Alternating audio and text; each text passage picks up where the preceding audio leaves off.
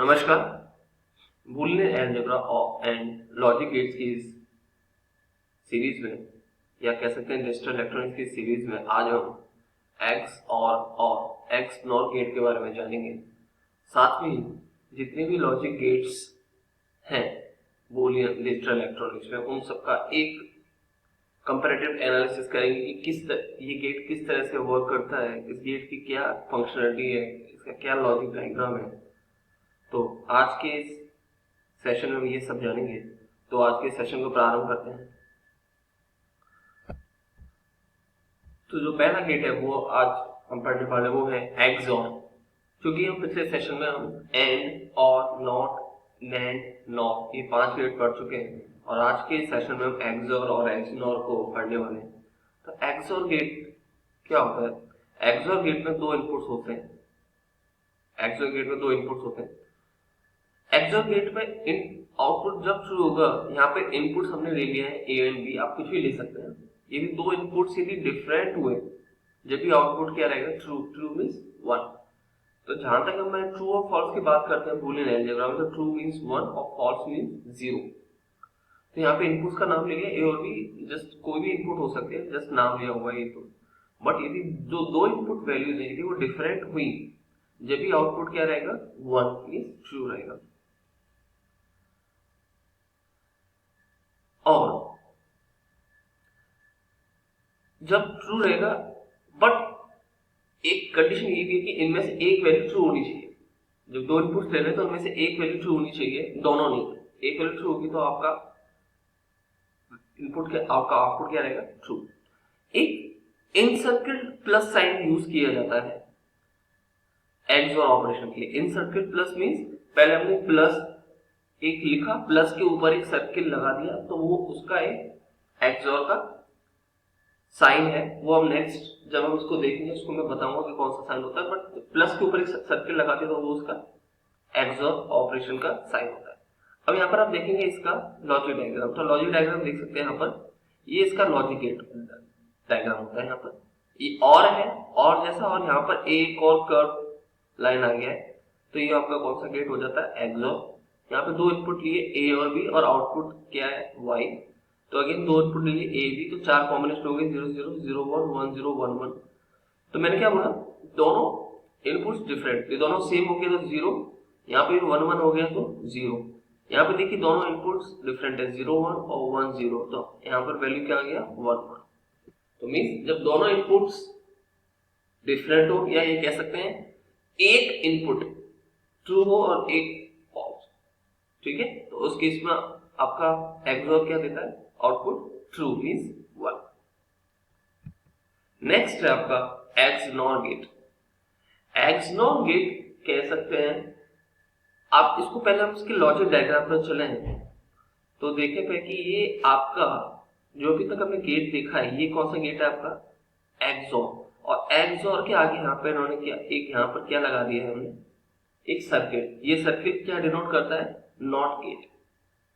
तो बोल सकते हैं हम कि एक्सऑर में जो भी वैल्यू आएंगी उसका यदि हम कॉम्प्लीमेंट कर दें, नेगेशन कर दें या उल्टा कर दें तो वो क्या बन जाता है? एक्सऑर।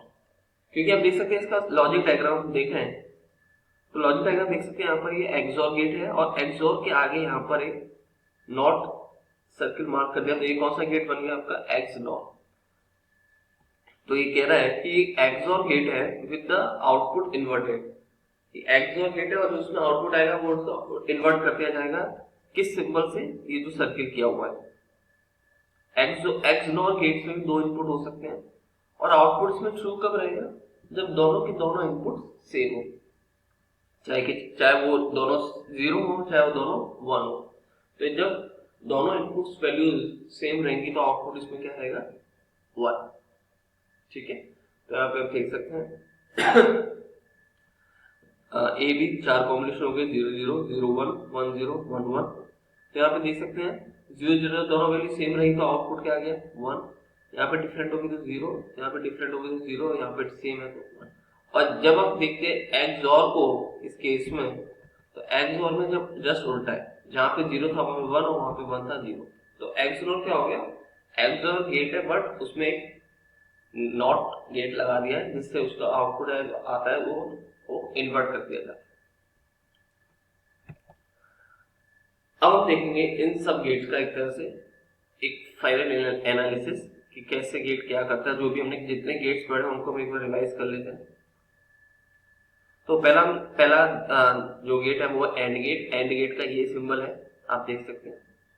और एंड गेट का डिस्क्रिप्शन है कि जब आउटपुट 1 कब होगा, जब सबके सब इनपुट वैल्यूज क्या रहेंगी 1, अदरवाइज आउटपुट क्या रहेगा 0।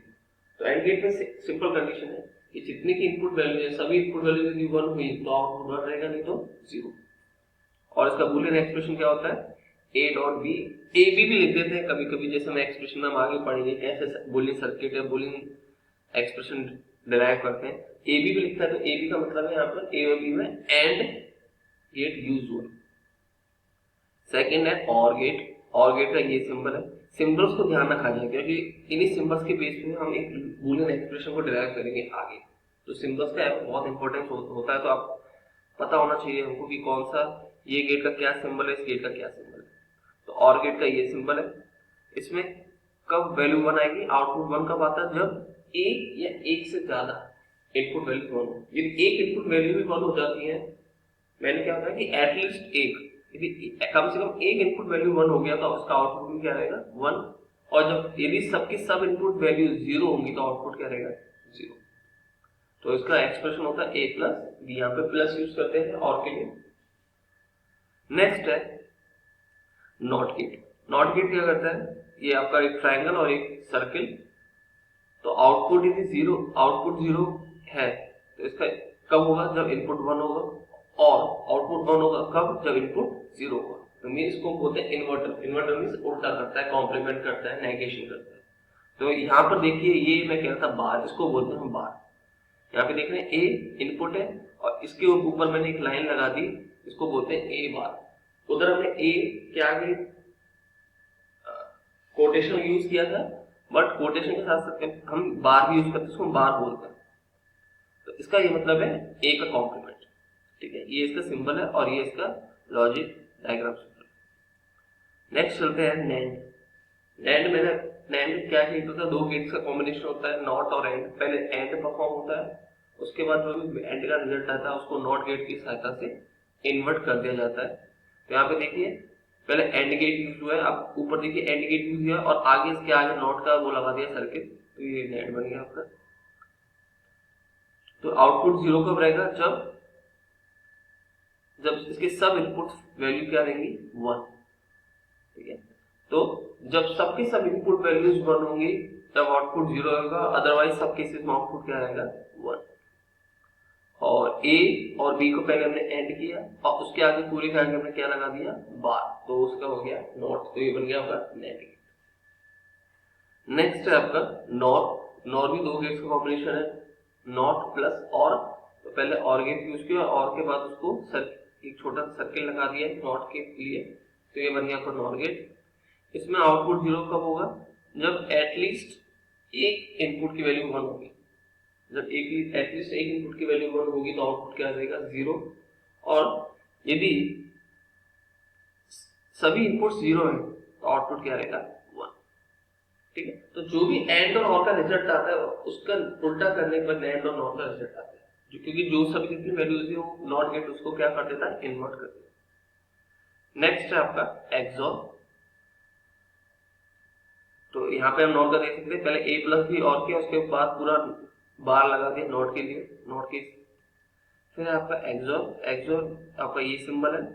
एक्सॉर में क्या होता है, जब डिफरेंट वैल्यूज हुई इनपुट्स की, जब भी आउटपुट 1 आएगा अदरवाइज 0 आएगा। और ये आपका सिंबल है जिसकी मैं बात कर रहा था। पहले यहाँ पे देखिए प्लस यूज किया है और प्लस के ऊपर एक सर्किल कर दिया, तो ये सिंबल है एक्सॉर। तो कभी भी आपको ये बूलियन एक्सप्रेशन में ये आ जाए, पूछा जाए कौन सा गेट यूज हुआ, तो आप बोलेंगे इसमें एक्सॉर गेट यूज हुआ है। तो एक्सॉर गेट का ये सिंबल होता है, पहले प्लस लगाया उसके ऊपर एक सर्किल मार्क कर दिया, तो यहाँ पे ए और बी का यहाँ पे एक्सॉर किया। नेक्स्ट है आपका एक्सनॉर। एक्सनॉर में वही एक्सॉर गेट किया, उसके बाहर एक नॉट गेट यूज कर दिया, तो वो कौन सा गेट बन गया आपका एक्सनॉर। तो यहाँ पर कब आउटपुट 0 रहेगा, जब केवल एक इनपुट यदि 1 हुआ।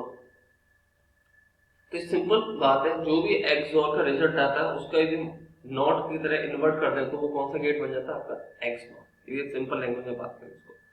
और ये दोनों इनपुट्स की वैल्यू सेम हुई, जब भी एक्स में आउटपुट 1 आता है एक्स नॉट में।